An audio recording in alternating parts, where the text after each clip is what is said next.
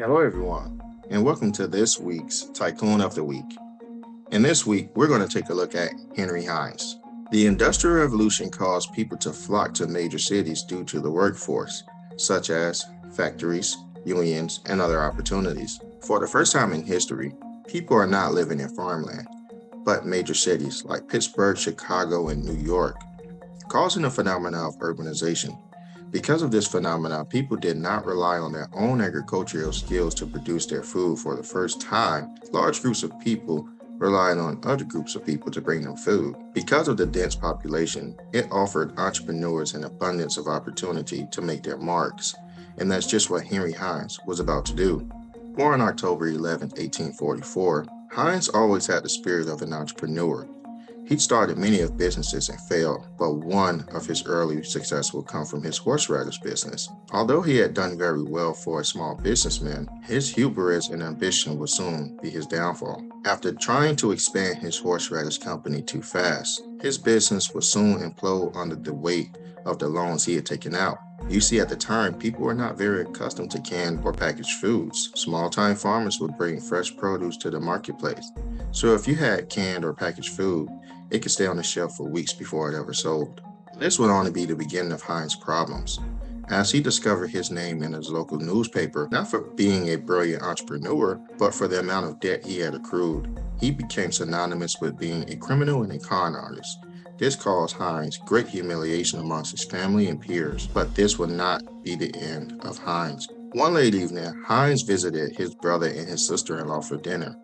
While having a conversation, Heinz noticed the meat was a little spoiled, so to save his sister-in-law some embarrassment, he reached for the Asian condiment known as ketchup to mask the taste of the rotten meat. In those days, they did not have refrigerators, so food would often go bad. Meat and other undesirable tasting food would be paired with condiments and sauces to make the food more palatable for the taste buds. Contrary to popular belief, ketchup made from tomatoes was not the first of its kind.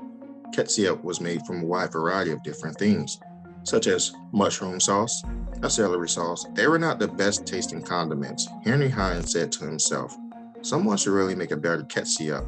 They could really make a killing." Then a light bulb moment went off in his head. Heinz had got to work creating his own recipe, one that is safe for consumption and that the American population can trust. He once again drained his family's savings searching for the perfect recipe, using a tomato-based ketchup.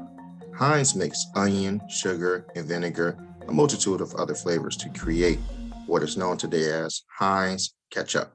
But the sweet, acidic, salty tasting ketchup recipe was just the beginning. Now he had to find a brilliant way to introduce his new product to the market. In the late 1800s, people would make products with harmful chemical ingredients. Unbeknownst to the customer, they would use darker colored green and brown glass bottles to conceal what the products was actually made from or looked like. In a stroke of genius, Heinz decided to show the purity of his product by putting it into a clear glass bottle, thus giving the consumer the ultimate confidence in his product through transparency.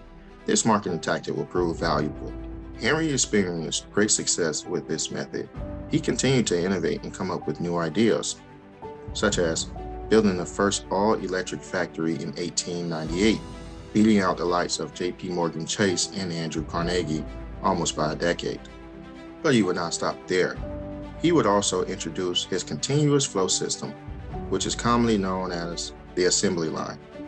He created this system to help move large volumes of canned and packaged goods prior to Henry creating the assembly line for the Model Ts. This system will help influence mass production on a global scale. Within a few short years after implementing this system, Heinz will overtake Carnegie Steel as the fastest growing company in the United States. In a few years after that, Heinz will be worth roughly $20 million, or $500 million today. With sales reaching over $25 billion in revenue in 2021, Heinz is no longer considered a failure by no one's standard. His competitors will soon flock to the marketplace to copy Henry's branding and other ideas. They will also fill their products with harmful and inferior ingredients. Because there were very little regulation at the time, people can say their products can do anything and make false claims, such as their products can cure cancer or to heal the body of other illnesses. Henry saw this as an opportunity. to present this problem to the United States government. With the government taking notice and agreeance with Henry, they decided to work together to regulate the food industry. Together, they created the Pure Food and Drug Act in 1906. This act caused Henry competitors to become criminals if they were caught labeling their food with false claims, such as curing cancers or other tall tales. This shrewd planning will help Americans know exactly what they're consuming and get rid of its competition almost immediately. Thanks to the Pure Food and Drug Act, we now have programs like the FDA to make sure food is safe for consumption. This is something we can contribute to Heinz. By 1910, Heinz was one of the wealthiest men alive, a true tycoon of the industry. He is one of my favorite tycoons because he showed exactly what it's like to experience success, defeat, and climb out of the jaws of failure to reach even greater heights. He helped usher in a new era of technology, systems, and government regulations to keep consumers safe. We are deeply indebted to this tycoon for the lessons and the services he had left behind. Well, guys, that's going to wrap it up for this week's Tycoon of the Week. My name is Dimitri Armstrong with Armstrong Consultants, and what we focus on is primarily buying distressed assets directly from the bank and turning problem properties into profitable solutions.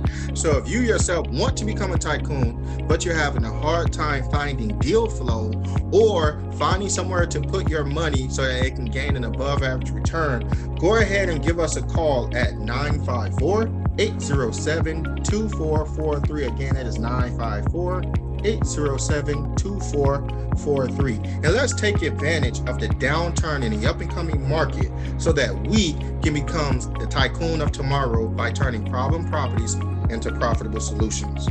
So like I said, if you're looking for deal flow, or if you're interested in taking advantage passively by investing, go ahead and give us a call at 954-807-2443. Again, that is 954-807-2443. We would love to talk to you about your goals, and we would love to talk to you about deals that we have readily available now in the note space. You guys have been beautiful, and if you have any other tycoons that you would like me to speak about, go ahead and like and comment below, and I will go ahead and make a video about them. Have a beautiful day. Bye-bye.